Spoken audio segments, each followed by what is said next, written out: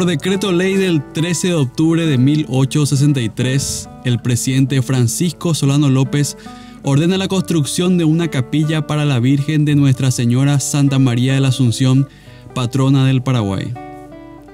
Para el efecto, el Estado adquirió los inmuebles comprendidos en las calles 25 de diciembre, hoy Chile, entre Estrella y Palma, frente al entonces Club Nacional. Dichos inmuebles pertenecieron a doña Tomasa Fleitas y doña Silveria Francia. La confección de los planos y la dirección de la obra fueron confiados al arquitecto italiano Alejandro Ravizza, quien fuera traído en 1854 durante el gobierno de don Carlos Antonio López, junto con otros profesionales europeos, ingenieros, arquitectos, escultores, pintores, médicos y científicos, en el marco de la política progresista iniciada por don Carlos y continuada por su hijo Francisco Solano. La construcción se inicia en la primera quincena del mes de enero de 1864. Los trabajos se realizaban febrilmente, a tal punto que para el mes de octubre del mismo año la obra estaba bastante avanzada y se suponía que no tardaría en quedar concluida. El desarrollo de la guerra de la Triple Alianza contra el Paraguay paraliza las obras, uniéndose Ravizza al ejército en campaña.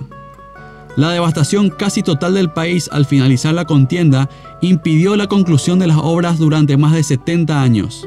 El 22 de agosto de 1929, el Congreso de la Nación aprueba la ley número 1074, por la cual declara de utilidad pública la mayoría de las tierras comprendidas en la manzana del edificio, para así destinarlas al jardín del oratorio de la Virgen de la Asunción. En dicho predio se encontraba la residencia de Francisco Solano López, que fue demolida para el efecto. Con la llegada al poder del coronel Rafael Franco, de la mano de la Revolución Febrerista, se finalizan las obras, siendo el ingeniero polaco Bruno Paprocki el encargado de la dirección de los trabajos. Por decreto número 4834 del 14 de septiembre de 1936, el gobierno provisional lo designa con el nombre de Panteón Nacional y en tal carácter se lo destina a conservar los restos de los próceres beneméritos de la nación. A tal efecto es construida una cripta subterránea.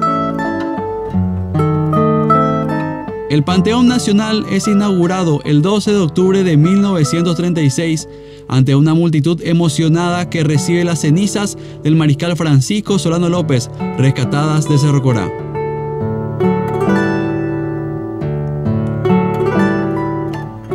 Por decreto número 1273, de fecha 21 de octubre de 1937, el presidente provisorio Félix Paiva restituye al culto católico, denominándolo Oratorio de Nuestra Señora de la Asunción, manteniéndolo igualmente como Panteón Nacional de los Héroes.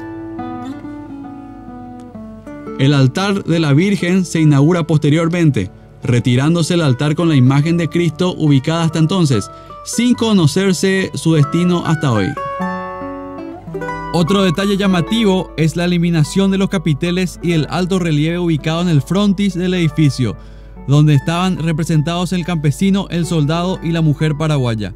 Dichas imágenes fueron retiradas y aparece entonces la leyenda Fides et Patria, realizada durante la intendencia del arquitecto Miguel Ángel Alfaro. El general Bernardino Caballero, héroe de la guerra contra la Triple Alianza y en la posguerra figura de la escena política, fue presidente de la República, de gran labor en la reconstrucción nacional. Sus restos reposan en el Panteón Nacional por orden del presidente de la República Felipe Molas López desde el 20 de mayo de 1949. El mariscal José Félix Estigarribia, victorioso comandante del Ejército Nacional durante la Guerra del Chaco contra Bolivia, descansa aquí eternamente con su señora esposa Julia Miranda Cueto desde el 9 de septiembre de 1940.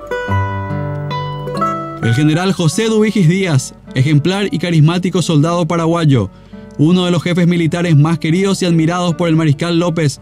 Sus restos fueron trasladados del cementerio de la Recoleta el 1 de mayo del año 1939 a su última morada al lado de su jefe. El doctor Eusebio Ayala, quien fuera presidente de la República en 2 oportunidades, una de ellas durante la contienda chaqueña, siendo recordado por dicho motivo como el presidente de la victoria, desde el 29 de septiembre de 1992, sus restos descansan en el Panteón Nacional.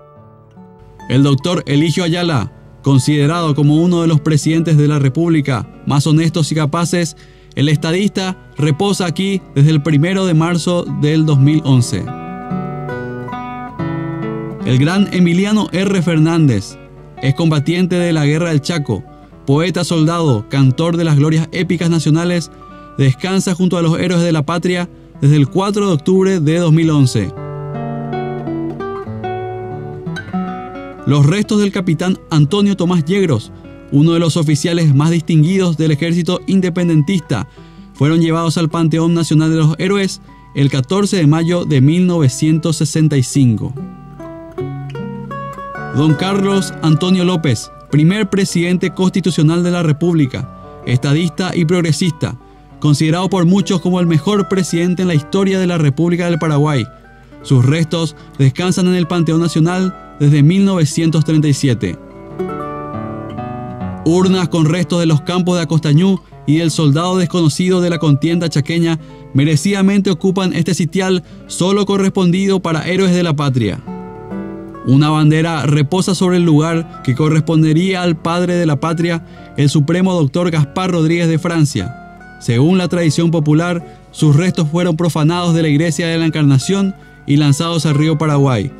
El irreductible y fiero defensor de la independencia y de la nacionalidad todavía espera un tributo mayor de parte de sus compatriotas por su gran obra, la República del Paraguay. Francisco Solano López, presidente de la República y mariscal de los ejércitos nacionales, asesinado por soldados imperiales en Cerro Corá el 1 de marzo de 1870. Sus restos son exhumados en septiembre de 1936 por una comisión especial conformada para el efecto, con la ayuda de un excombatiente del 70, el veterano Obando. Desde el 12 de octubre de 1936 descansa el héroe nacional en el oratorio que él mismo ordenó construir. El decreto número 4834, de fecha 14 de septiembre de 1936, en su artículo número 3, resuelve: deposítense los restos del mariscal presidente de la República, don Francisco Solano López, en el recinto central del Panteón, lo cual se cumplió en ese entonces. Hoy, estando aún vigente dicho decreto, los restos del mariscal se encuentran a un costado casi imperceptible. Por ley número 4748, de fecha 31 de octubre del año 2012, se dispone el traslado al Panteón Nacional de los Héroes de los restos mortales del ilustre ciudadano coronel Rafael de la Cruz Franco Ojeda, líder del gobierno de la Revolución Febrerista, bajo cuya presidencia se culmina e inaugura el Panteón. Sus descendientes deciden no autorizar el traslado habida cuenta de la voluntad en vía del héroe, que fue que sus restos no sean llevados a dicho panteón, prefiriendo él que reposen junto a los de su familia. Esta etapa de los trabajos de restauración del Panteón Nacional de los Héroes se inició el 27 de abril del 2015. Dichos plazos fueron suspendidos debido a la patología estructural grave que presentaron los arcos, bóvedas y cúpula, hecho que provocó la contratación por vía de la excepción para los trabajos de apuntalamiento y posterior restauración de la cúpula y bóvedas principales. Hoy podemos decir que este edificio icónico, que constituye un patrimonio histórico nacional, cuenta con la atención que se merece, salvándolo así de la completa indiferencia y deterioro material. El oratorio de Nuestra Señora de la Asunción y Panteón Nacional de los Héroes pertenece a todos los paraguayos, un símbolo nacional que representa nuestra fe y nuestra patria.